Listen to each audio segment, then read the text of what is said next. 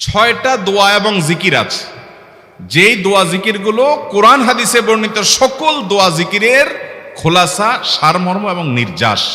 এই ছয়টাকে যদি কোনো মুসলমান নিয়মিত আঁকড়ে ধরে, তাহলে কোরআন এবং হাদিসের যত দোয়া এবং জিকির আছে কেমন যেন তার নির্যাসটা নিয়মিত সে আমল করলো। বলবো সেগুলা।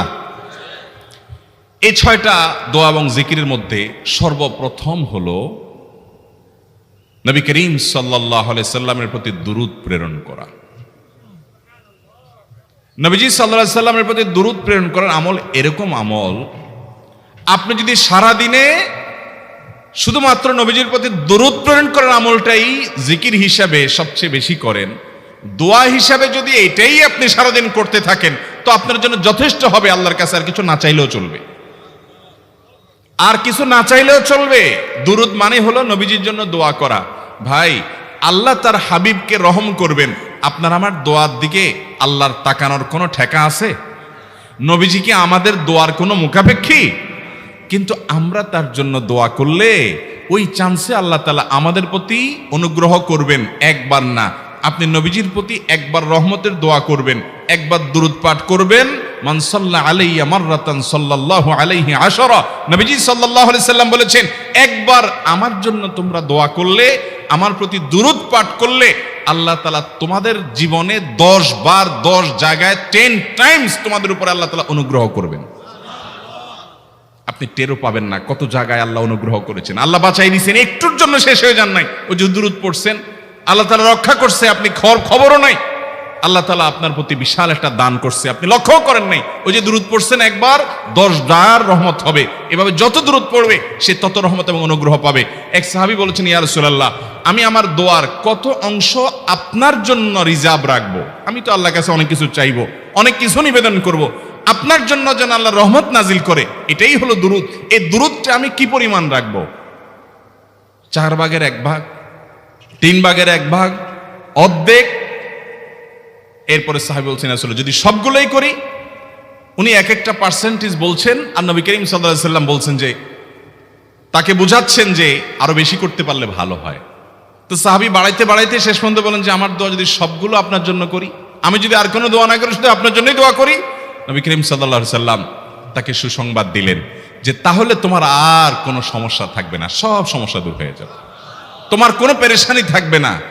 ভাইরা আমার, দুরূদের আমল এমন একটা আমল যে আপনার জীবনে কোনো বিপদ, কোনো মুসিবত, কোনো পেরেশানি, কোনো সমস্যা দেখা দিয়েছে,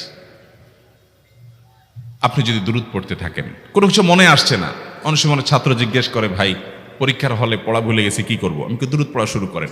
আরবদেরকে দেখা যায় কোনো কিছু ভুলে গেলে তারা বলে আল্লাহুম্মা সাল্লি আলা মুহাম্মদ, আল্লাহুম্মা সাল্লি আলা মুহাম্মদ, এটা শুরু করে তারা। কারণ নবী করিম সাল্লাল্লাহু আলাইহি সাল্লাম এর হাদিস থেকে স্পষ্টভাবে, একটি নয় বহু হাদিস থেকে প্রমাণিত, যে ব্যক্তি দুরূদটা নিয়মিত পাঠ করবে, সালাত আলা নবীটাকে যে ব্যক্তি আঁকড়ে ধরবে, সব সময় তার মুখ থেকে সালাত সালাত সালাম চলতে থাকে, এই ব্যক্তির সকল গুনাহ আল্লাহ মাফ করে দিবেন, সকল পেরেশানি আল্লাহ তাআলা মুক্ত করে দিবেন। ভাইরা আমার, দুরূদের আমলটা এত গুরুত্বপূর্ণ আমল, এটা আমরা করি এখন।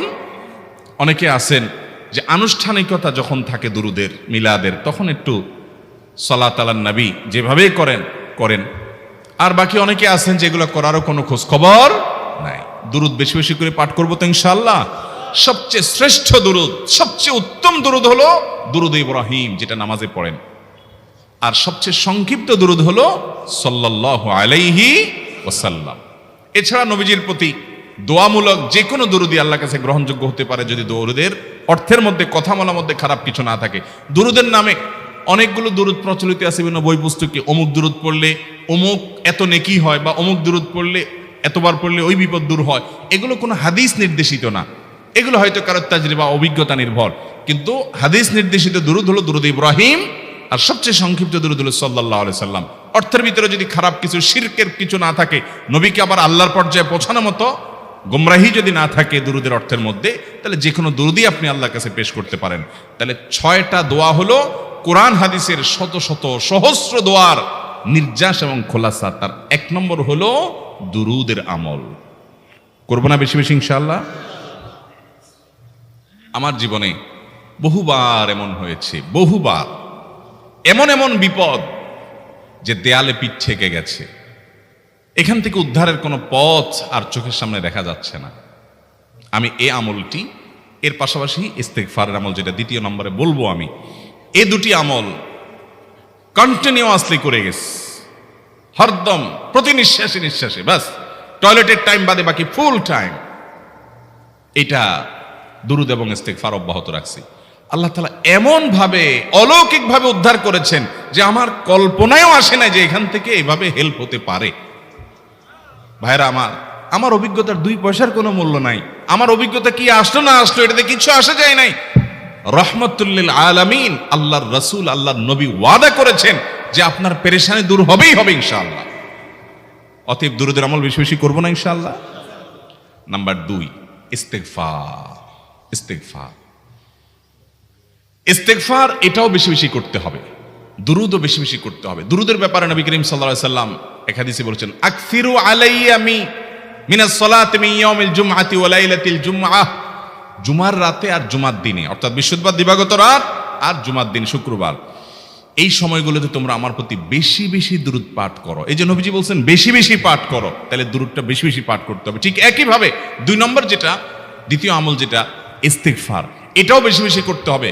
কারণ ইস্তেগফার সম্পর্কে কোন কোন হাদিসের ভাষ্যের মধ্যে মান লাজিমাল ইস্তেগফার ভাষ্য এসেছে, অর্থাৎ যে ব্যক্তি ইস্তেগফারকে আঁকড়ে ধরবে, এটাকে কন্টিনিউয়াসলি করবে, ইস্তেগফার কখনো ছাড়বে না, সবসময় তার মধ্যে ইস্তেগফার অব্যাহত থাকবে, ওই ব্যক্তিকে আল্লাহ রাব্বুল আলামিন বিভিন্ন পেরেশানি থেকে সারপ্রাইজড হওয়ার মতো এমন এমন পথ বের করে দিবে যে সে চিন্তাও করে নাই।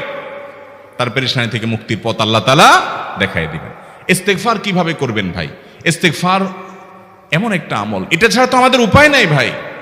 ইস্তেগফার আমাদের দুনিয়ার পেরেশানি দূর করবে, আখিরাতের পেরেশানি দূর করবে। দুনিয়ার পেরেশানি আমাদের বিপদ আপদ মুসিবত এগুলো, রিজিকের অনটন অভাব এগুলা, আর আখিরাতের পেরেশানি হলো আমাদের পাপ গুনাহ এগুলা। কোরআনে কারিমে আল্লাহ রাব্বুল আলামিন সূরা নূহের মধ্যে আল্লাহ নবী নূহ আলাইহিস সালাম তার সম্পর্কে বলছেন, ফাকুলতুস্তাগফিরু রাব্বাকুম ইন্নাহু কানা গাফফারা ইউরসিলিস সামাআ আলাইকুম মিদরারা ওয়া ইউমদিদুকুম বিআমওয়ালিন ওয়া বানিন ওয়া ইয়াজআল লাকুম জান্নাতিন ওয়া ইয়াজআল লাকুম আনহারা। তিনি বলেন, আমি বলেছি আমার জাতিকে তোমরা ইস্তেগফার করো, আল্লাহর কাছে ইস্তেগফারটা করতে থাকো, করতে থাকো। রুটি রুজি নাই, চাকরি নাই, ইনকাম নাই, ব্যবসা খারাপ যাচ্ছে, পেরেশানি হচ্ছে, ইস্তেগফার ধরো, কি হবে? ইন্নাহু কানা গাফফারা। যদি ইস্তেগফার করো, 1 নম্বর লাভ হলো আল্লাহ মাফ করে দিবেন গুনাহ। ইউরসিলিস সামাআ আলাইকুম মিদরারা, যাতে ফসল ভালো হয়, রিজিক ভালো হয় সেই ব্যবস্থা আল্লাহ করবেন। ওয়া ইউমদিদুকুম বিআমওয়ালিন ওয়া বানিন, ছেলে মেয়ে হয় না অথবা ভালো ছেলে মেয়ে নাই, আল্লাহ তাআলা নেক সন্তান দিয়ে তোমাকে শক্তিশালী করবেন, সম্পদ দিয়ে শক্তিশালী করবেন। ওয়া ইয়াজআল লাকুম জান্নাতিন ওয়া ইয়াজআল লাকুম আনহারা, আল্লাহ তাআলা প্রসবন দিবেন, ফসল দিবেন, বরকত দিবেন রুজিতে। কিসের মাধ্যমে? ইস্তেগফার। কিসের মাধ্যমে ভাই? ইস্তেগফার। আহা, ইস্তেগফারের আমল আমাদের দেশে মানুষ আমরা জানি না ভাই। এটি সারাক্ষণ তারা অবসর সময়গুলোতে ইস্তেগফার করতে থাকে, আস্তাগফিরুল্লাহ ওয়া আতুবু ইলাইহি, আস্তাগফিরুল্লাহ আস্তাগফিরুল্লাহ। মানে কি? আল্লাহর কাছে আমি ক্ষমা প্রার্থনা করি, আল্লাহর কাছে আমি মাপ চাই, আল্লাহর কাছে আমি তওবা করি, আল্লাহর দিকে আমি ধাবিত হই, আল্লাহর কাছে আমি ফিরে যাই, আস্তাগফিরুল্লাহ আস্তাগফিরুল্লাহ। আপনি বসে আছেন নিরিবিলি, ভাইরা আমার, এখন আর নিরিবিলি বলতে কোনো সময় নাই, এখন আর ফ্রি টাইম নাই, এখন আর আমাদের অবসর টাইম নাই। আস্তাগফিরুল্লাহ কখন বলবো? মোবাইল টিপতে টিপতে টিপতে টিপতে, ফেসবুকের নোটিফিকেশন দেখতে দেখতে দেখতে, লাইক কমেন্ট গুনতে গুনতে আমাদের এখন কোনো ফুরসত নাই। বাহিরে তো নাই, টয়লেটে গেলেও তখন আমাদের ব্যস্ততা মোবাইল নিয়ে, ফেসবুক নিয়ে, ঘুমাইতে গেলেও আমাদের ব্যস্ততা। ও ভাই আমার, অথচ আমার হায়াত শেষ হয়ে যাচ্ছে, আমল নামার শূন্য খালি, ফেসবুক টিপাটিপিতে পরিপূর্ণ। আল্লাহর কাছে কি নিয়ে যাবেন? ইস্তেগফার করবেন তো ইনশাআল্লাহ? অবসর সময় ইস্তেগফার করবেন তো ইনশাআল্লাহ? নিরিবিলি আছেন, একাকী আছেন, ইস্তেগফার চালায় দেন। 10 সেকেন্ড টাইম পাইছেন, ইস্তেগফার শুরু করে দেন। ডাক্তারের কাছে গেছেন, ওয়েটিং এ আছেন, বসে আছেন, ইস্তেগফার করতে থাকেন। সিরিয়াল আছেন কোন কাজের, ইস্তেগফার করতে থাকেন। ডিউটিতে যাচ্ছেন, গাড়িতে, বাইসাইকেলে, বাইকে, যে কোনো ভাবে পায়ে হেঁটে ইস্তেগফার করতে থাকেন। যে কোনো অবসরের সময়গুলোকে ইস্তিগফার দিয়ে পরিপূর্ণ করে দেন। ভাইরা আমার, ইস্তিগফার সকল সমস্যার সমাধান। ইস্তিগফারের ভিতরে সবচেয়ে শ্রেষ্ঠ ইস্তিগফার হলো সাইয়্যিদুল ইস্তিগফার। সাইয়্যিদুল ইস্তিগফারটা যদি মুখস্থ না পারেন, অন্তত লিখিত ভার্সনটা পড়েন। সাইয়্যিদুল ইস্তিগফারের যে অর্থ, এটার যে মর্ম, বড় হৃদয়গ্রাহী ভাই, বড় মর্মস্পর্শী। ইমানদার এটার অর্থের দিকে তাকায় যদি পড়ে, তো তার অন্তর না গলে পারে না। আল্লাহুম্মা আনতা রব্বি, হে আল্লাহ আপনি আমার রব, আপনি আমার পালনকর্তা লাগেন। আপনার সাথে আমার এই সম্পর্ক, আমি আপনার গোলাম, আপনি আমার রব, এই সম্পর্কটা আপনার সাথে আছে। আল্লাহুম্মা আনতা রব্বি লা ইলাহা ইল্লা আনত, ও আল্লাহ আপনি ছাড়া আমার ইবাদত, আমার গোলামি, আমার দাসত্ব, উপাসনার উপযুক্ত আর কেউ নাই। আল্লাহুম্মা আনতা রব্বি লা ইলাহা ইল্লা আনত খালাকতানি, আপনি আমাকে সৃষ্টি করেছেন। ওয়া আনা আবদুক, আল্লাহ আমি আপনার গোলাম। দেখেন কিভাবে আল্লাহর সাথে সম্পর্কটার কথা বলা হচ্ছে মুহাব্বতের সাথে। খালাকতানি ওয়া আনা আবদুক, আল্লাহ আপনি আমাকে সৃষ্টি করেছেন আর আমি আপনার গোলাম। ওয়া আনা আলা আহদিকা ওয়া ওয়া'দিকা মাস্তাতা'তু, আল্লাহ আপনার সাথে যে অঙ্গীকার করেছিলাম, আলাস্তু বিরব্বিকুম, আপনি জিজ্ঞেস করেছেন। আলমে আরওয়াহাতে আমরা বলেছি বালা, হ্যাঁ আপনি আমার রব। আপনাকে রব হিসাবে স্বীকৃতি দিয়ে আপনার গোলামি করার যে অঙ্গীকার আমরা করেছি, কালিমাতুশ শাহাদা যে আমরা পাঠ করেছি, এই যে আপনার সাথে কৃত অঙ্গীকার, রব হিসাবে স্বীকৃতি দেওয়ার পর, গোলাম হিসাবে মেনে নেওয়ার পর, আমি আপনার যে গোলামি করার কথা ছিল, ওয়া আনা আলা আহদিকা ওয়া ওয়া'দিকা মাস্তাতা'তু, যতটুকু পারছি আমি সে ওয়াদার উপরে থাকার চেষ্টা করছি আল্লাহ। ওয়া আনা আলা আহদিকা ওয়া ওয়া'দিকা মাস্তাতা'ত আবুউ লাকা বিনি'মাতিকা আলাই, আল্লাহ আমি স্বীকার করি আপনি আমার প্রতি অনেক নিয়ামত দিয়েছেন, অনেক নিয়ামত দিয়েছেন, এটা আমি স্বীকার করি। ওয়া আবুউ লাকা বিযামবি, আর আমি এও স্বীকার করি যে আল্লাহ অনেক অপরাধ, অনেক পাপ আমার দ্বারা হয়ে গেছে। ফাগফিরলি, অতএব আপনি আমাকে মাফ করে দেন। ফাইন্নাহু লা ইয়াগফিরুয যুনুবা ইল্লা আনতা, কারণ আপনি ছাড়া আর কেউ গুনাহ ক্ষমা করতে পারবে। ভাইরা আমার, অর্থের দিকে লক্ষ্য করে করে, মর্মটা বুঝে বুঝে একটু সাইয়্যিদুল ইস্তিগফার পড়েন। লেখা দেখে দেখে পড়েন, ইউটিউব থেকে দেখে দেখে পড়েন, কিন্তু পড়েন। আল্লাহুম্মা আনতা রাব্বি লা ইলাহা ইল্লা আনত খালাকতানি ওয়া আনা আবদুক ওয়া আনা আলা আহদিকা ওয়া ওয়া'দিকা মাস্তাতা'তু আউযু বিকা মিন শাররি আবুউ লাকা বিনি'মাতিকা আলাইয়া ওয়া আবুউ লাকা বিযামবি ফাগফিরলি ফাইন্নাহু লা ইয়াগফিরুয যুনুবা ইল্লা আনতা। এটা হলো বড় ইস্তিগফার। এত বড় ইস্তিগফার পড়তে পারেন না, কোনো পেরেশানি নাই, কোনো অসুবিধা নাই। সবচেয়ে ছোট ইস্তিগফার হলো আস্তাগফিরুল্লাহ।